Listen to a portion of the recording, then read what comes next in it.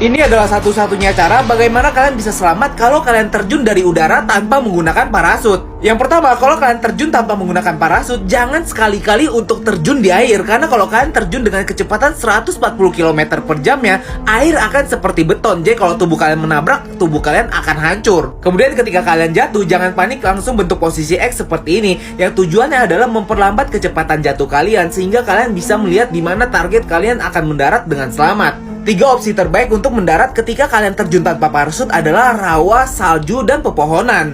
Kemudian ketika kalian mendaratlah menggunakan kaki kalian. Hal ini akan langsung mematahkan tulang kaki kalian begitu saja karena tekanan yang begitu hebat. Tapi hal ini juga melindungi bagian tubuh kalian yang lainnya. Ini adalah makna-makna tanda lahir di tubuh kalian yang mengartikan dengan kehidupan masa lampau kalian. Kalau kalian memiliki tai lalat berwarna coklat, itu tandanya adalah dulunya kalian itu meninggal karena ditembak. Nah, tanda lahir ini mengartikan adalah lubang yang dihasilkan dari bekas luka tembak tersebut. Kalau kalian memiliki tai lalat di bagian kuping kalian, itu artinya adalah di kehidupan lampau kalian adalah anak yang jenius dan memiliki IQ yang tinggi. Kalau kalian memiliki tai lalat di bagian kedua kuping kalian, itu tandanya adalah di kehidupan masa lampau kalian adalah orang yang sangat kaya sekali dan kemungkinan sangat besar sekali di kehidupan sekarang kalian juga akan sukses. Kalau kalian memiliki freckles di bagian manapun tubuh kalian, itu tandanya adalah kalian dulu meninggal karena terbakar. Tanda ini menjadi peringatan bagi kalian jangan melakukan hal yang sama dan tidak akan pernah hilang di kehidupan yang berikutnya. Kemudian kalau kalian memiliki tai lalat di bagian hidung samping kalian, itu tandanya adalah di masa lampau kalian pernah menghabisi seseorang karena emosi kalian. Dan yang terakhir, kalau kalian memiliki tai lalat di bagian tengah hidung kalian, itu artinya adalah kalian masa lampaunya terkait dengan dunia persihiran dan dunia perdukunan. Itu akan menghantui kalian seumur hidup.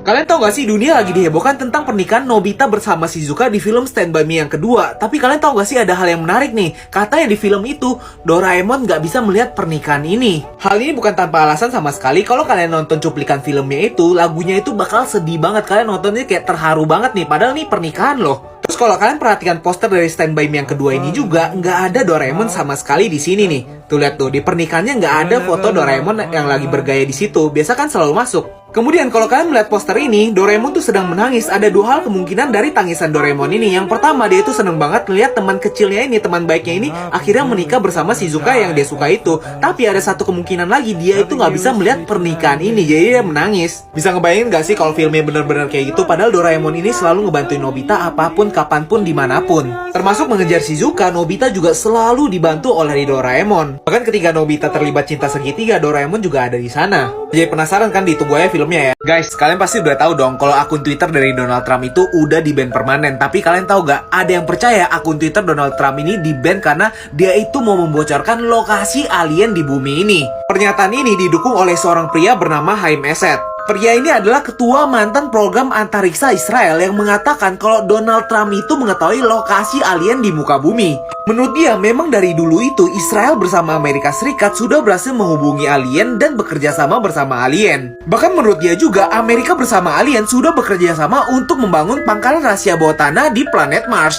Dan kata dia, hal ini belum bisa dibocorkan sekarang karena alien meminta kepada Amerika Serikat untuk tidak membocorkannya karena umat manusia ini belum siap bisa menyebabkan kehebohan massal. Nah, dari itu semua lah dipercayai Trump itu tadinya mau membocorkan hal ini, tapi dia itu malah dibungkam dengan cara akun Twitternya ini diblok. Dan anehnya lagi, walaupun berita ini sudah diberitakan oleh media-media besar, seakan-akan sepertinya berita ini tidak bisa naik. Nah, gimana menurut kalian?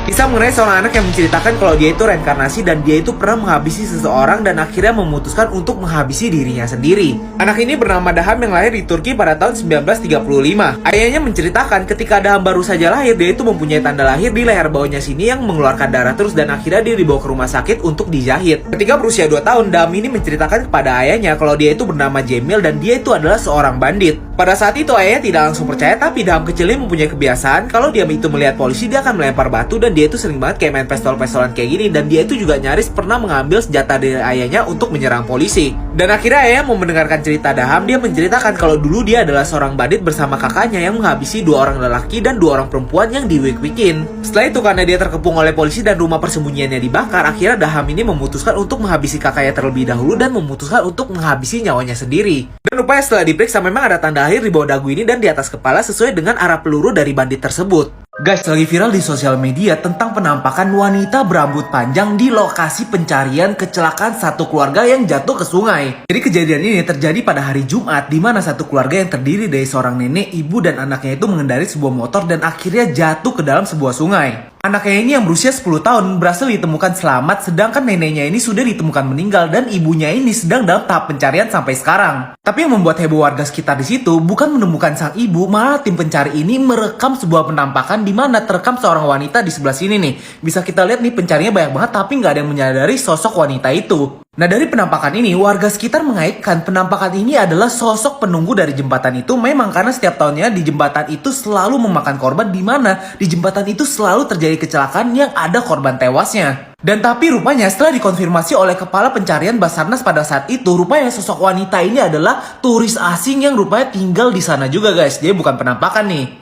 Seorang TikToker yang berasal dari Brazil ditembak oleh suaminya sendiri sebanyak 14 kali karena diduga selalu mempost dengan pose-pose yang tidak senonoh. Wanita ini bernama Ferreira Sholin yang berusia 35 tahun. Dia ditemukan meninggal pada tanggal 24 Januari 2021. TikToker wanita yang berasal dari Brazil ini ditemukan meninggal dengan luka tembak sebanyak 14 kali di bagian tubuhnya. Kemudian di bagian lengannya itu juga tulang lengannya ini patah. Tersangka utama dari kasus ini adalah suaminya yang diduga cemburu karena istrinya itu sering banget mempost pose-pose yang terlalu seksi di TikToknya ini. Tapi suaminya ini juga ditemukan dalam keadaan meninggal di mana dia itu menghabisi dirinya sendiri dengan cara tlek. Dan yang paling tragis, semua kejadian itu dilakukan di acara barbeque di depan putri mereka yang masih kecil ini loh. Aduh, sedih banget ya. Dan ini dia TikTok dari istrinya. Silahkan kalian lihat sendiri, silahkan kalian nilai sendiri ya. Gue nggak mau ngejudge orang di sini. Dan diduga setelah dia menduet dengan pria ganteng ini menjadi puncak permasalahan dari kasus ini. Gimana menurut kalian setelah kalian nonton videonya? Sorry, gue mau nanya ke kalian pernah gak kehilangan orang kesayangan? Dan gue mau nanya ke kalian juga, kalian mau gak ketemu sama mereka? Nah, baru-baru ini ada seorang ibu dari Korea yang bertemu dengan anaknya yang baru saja meninggal pada tahun 2016 karena leukemia melalui teknologi VR ini. Jadi program TV ini menciptakan karakter dari anak ibu ini di dalam teknologi VR setelah meriset selama 8 bulan. Pertemuan ibu dan anaknya yang berusia 6 tahun ini dimulai di mana di tengah hutan mereka itu sedang bermain petak umpet. Di sini kita bisa lihat ibunya itu sangat sedih sekali dan sangat senang sekali karena dia itu bisa melihat lagi anaknya yang sudah meninggal tersebut. Bisa kita lihat tuh, dia sampai nggak tahu mau ngomong apa, dia melihat anaknya di depan matanya lagi walaupun tidak bisa disentuh. Dari acara film ini banyak pro dan kontranya yang mengatakan kalau pronya itu ibunya memang bisa bertemu dengan anaknya yang sudah meninggal, tapi kontranya itu tidak bagus untuk kejiwaan ibunya ini. Nah, banyak juga yang bilang acara TV ini hanya mementingkan penonton karena sudah ditonton sebanyak 13 juta orang, tidak mementingkan hati dari ibunya ini. Nah, untuk acara film ini silahkan cek di Instagram gua, ada sekitar 9 menit. Inilah alasan kenapa seorang wanita menikam suaminya sendiri setelah melihat foto suaminya itu bersama wanita lain. Wanita ini bernama Leonora yang berasal dari Meksiko dan baru saja ditangkap oleh polisi karena menikam suaminya berkali-kali. Di hari kejadian, Leonora ini sedang memeriksa HP suaminya itu dan dia melihat, wah, suaminya ini ada foto bersama seorang wanita lain. Sontak pada saat itu, Leonora langsung marah dan cemburu pada suaminya ini. Dia mengambil sebuah pisau dan menikam berkali-kali ke suaminya ini. Setelah suaminya berhasil mencabut pisau tersebut, dia menjelaskan kepada istrinya kalau foto itu adalah foto mereka berdua ketika mereka ini masih pacaran. Suaminya ini berhasil menyelamatkan foto lama mereka, tapi dia itu malah ditikam oleh istrinya yang tidak menyadari kalau itu adalah foto mereka berdua. Setelah kejadian itu, tetangga mereka melaporkan kejadian ini kepada pihak kepolisian karena tetangganya itu mendengar ada suara teriakan dan ada suara jeritan dari suaminya ini. Nah, gimana menurut kalian? Yang salah siapa? Suaminya atau istrinya? Guys, kalian tahu nggak sih kalau di Indonesia ada batu yang bisa bernafas loh? Apa? Batu yang bisa bernafas? Iya, bener banget, kalian nggak salah dengar, ada batu yang bisa bernafas yang ada di Indonesia, tepatnya di Danau Toba, dan lebih tepat lagi ada di Pulau Samosir yang disebut dengan Batu Marhosa. Nah, seperti yang bisa kalian lihat di sini, batu ini mengeluarkan udara yang menghembus keluar gitu tuh. Kalian lihat tuh, sampai daunnya ini ketiup-tiup gitu kan? Gue sendiri sudah membuktikan secara langsung dan gue pergi ke objek wisata ini. Ketika gue memasukkan tangan ke celah batu ini, memang ada hembusan angin yang keluar dari dalam batunya itu tuh. Gue ngerasain langsung di tangan gue ini. Dan setelah gue cari tahu juga, terbentuknya Batu Marhosa ini belum ada yang tahu sejak kapan, tapi dipercaya sudah ada sejak lama. Dan kenapa batu ini juga bisa bernafas? Dipercaya karena memang terbentuk dari celahan yang ujungnya ini dipercaya juga terhubung sampai ke Danau Toba.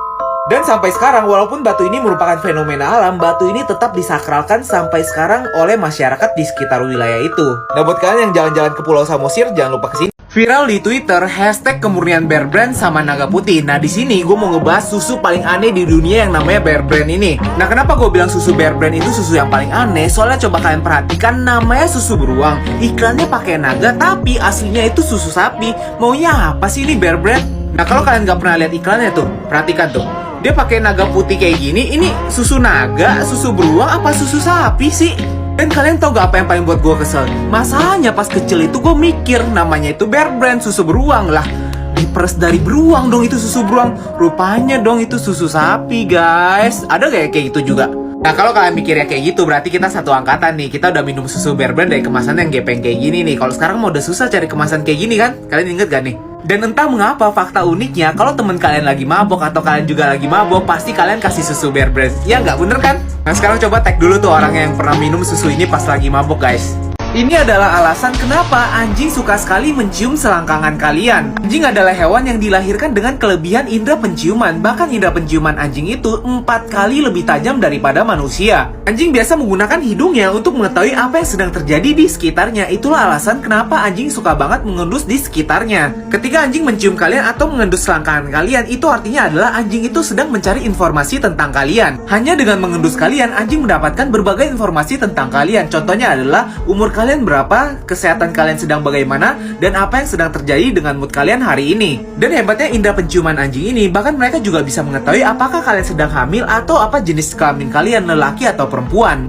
Hal-hal itulah yang menyebabkan kalau kalian sedang sedih, anjing juga bisa bertingkah mereka sedang sedih, dan kalau kalian sedang hamil, mereka bisa menjaga keadaan kalian. Nah next, kalau selangkangan kalian sedang diindus sama anjing, jangan resah ya, mereka itu sedang mencari informasi tentang kalian. Kasus meninggalnya sepasang kekasih yang belum bisa dipecahkan hingga sekarang. Kekasih ini bernama Jesse McBain dan Patricia Mann yang menghilang pada tanggal 12 Februari 1971. Di hari kejadian, sepasang kekasih ini sedang merayakan hari Valentine di mana mereka itu pergi ke acara untuk menari. Tapi pada malam itu mereka harus pulang duluan karena Patricia ini harus kembali ke asramanya. Dia itu sedang tinggal di asrama dan asramanya ini ada jam malam. Tapi rupanya pada saat itu mereka itu nggak langsung pulang ke asrama, mereka ini pergi ke hutan dulu dan hutan itu terkenal untuk berbuat yang aneh-aneh. Dan rupanya di dalam hutan tersebut ada spot-spot tertentu yang sudah di-booking oleh orang. Kalau misalnya kalian melanggar di situ, kalian bisa berantem dan kalian itu bisa pukul-pukulan.